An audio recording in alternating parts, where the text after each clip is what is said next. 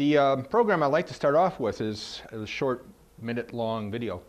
And the old saying of a picture's worth 1,000 words really comes into play on this because of the fact of what's going on beneath the rider's seat that they don't see. You know, we know our customers, if it's not chrome or if it's not rusty and it's not leaking oil, they're not going to replace it as far as the shock goes. And otherwise, if it is chrome and makes noise, they'll buy it because that's cool stuff. While this is playing, why don't you just keep an eye on the rider, the horizon, and the swing arm. 3 elements. It's a test track we use up in the high desert, and we run all our vehicles that whether it's street or anything else over it.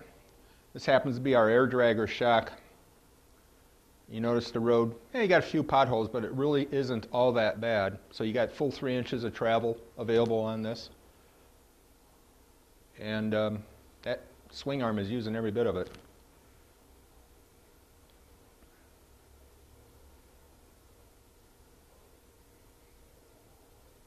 I guess the key part is notice how stable the guy in the saddle is when the swing arm is doing what it's doing. He'll be hitting a set of train tracks here pretty shortly.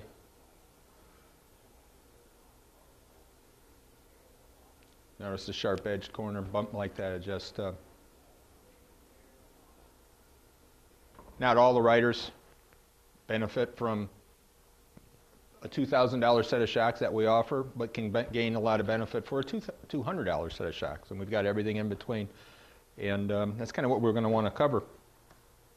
We've talked before on this, you know, the OE shock in comparison to the aftermarket needs. The OEs try to shoot for just getting the bike through warranty. That's any component on it, in hopes of getting it back into their franchise shop for a new replacement item, whatever it might be. And that's generally, for shocks, about 10,000 miles, which is also about the life expectancy on a tire, depending on the rider's, where he's riding, he or she, and tire pressures and all that. But what a great opportunity when that bike's coming in on the lift and it's worn, it's being replaced. On some models, you might even be pulling the shocks off to lower the swing arm to pull the wheel out. So great opportunity to upgrade. And no different than an automotive application, you know, just pushing down on the fender struts. If it pogos, it's a darn good sign that its life is shot.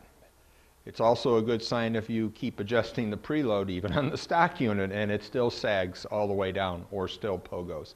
That the chances are very likely the gas is leaked out of the shock. Oil could have too, with no trace of it being gone, but it could be gone. So the spring is doing the work. I always like to pick on the franchises, and it's not just Harley. It's Honda, GM, Kawasaki, Suzuki, but it also applies to Ford, GM, and Chrysler as well. The stock shocks on that bagger, for example, are a very low-cost product. It's a damper tube, you know, with a few ounces of oil, some air pressure in there, and a little helper spring inside.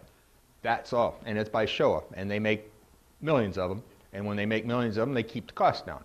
So the cost to the OEMs is very low on it, but just think about what you're getting for what you paid for.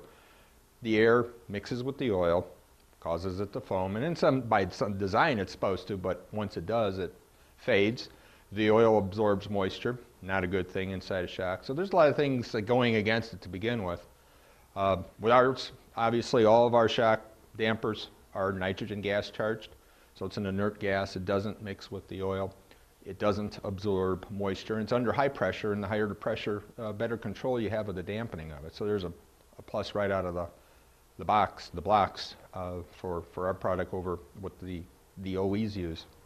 We truly shoot for a 50,000 mile life expectancy. I mean, don't run to your dealers now and say, oh, I got only 49,999 and they're failed.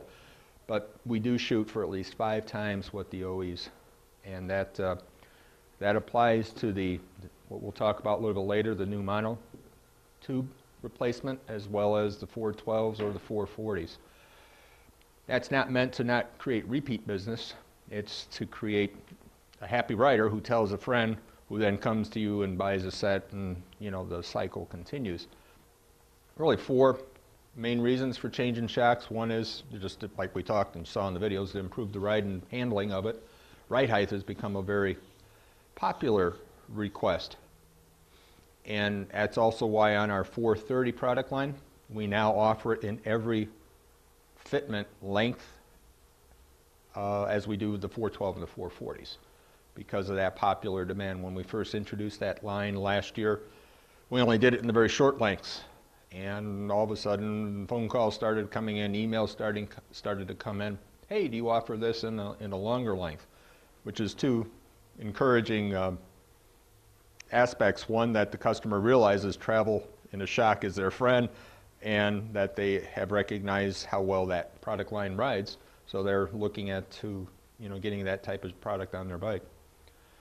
The ride height subject, 1/2 inch increments, all our shocks from stock down to what we find to be the shortest, safest length. And that we heavily stress. We do the homework for you. So even though maybe a shorter shock will fit physically, don't do it because you're running into potential tire fender interference or wiping out the harness underneath the fender or swing arm contacting the frame. I mean, you can get into some serious liability issues, and we certainly don't want to do that. So we do the homework. If we say 11 inches is the shortest for that bike, there's a reason it says we say it is 11 inches. Also, on the subject of ride height, and we'll get into this a little more as we go on, but for popular models, Sportsters and Baggers in particular, where the shock kind of sits very vertical, typical rule of thumb, every 1/2 inch you shorten here is really about 3/4 of an inch in the seat. On Dynas and V-Rods, where that shock lays over almost 45 degrees, that same 1/2 inch here is almost a full inch in the seat. The reason I share that with you is one very important factor on this ride height. Customer comes into the shop and asks you or tells you, I need to lower my bike 2 inches. Well, they're always going to be thinking and talking to us saddle height. We always have to think and talk shock length. So that 2 inches in the saddle really means, in some cases, depending on the particular bike, only 1 inch shorter at the shock. And since we know travel's our friend, the more travel we can keep for them while getting the seat to a position that's comfortable for them, the better off their ride is going to be.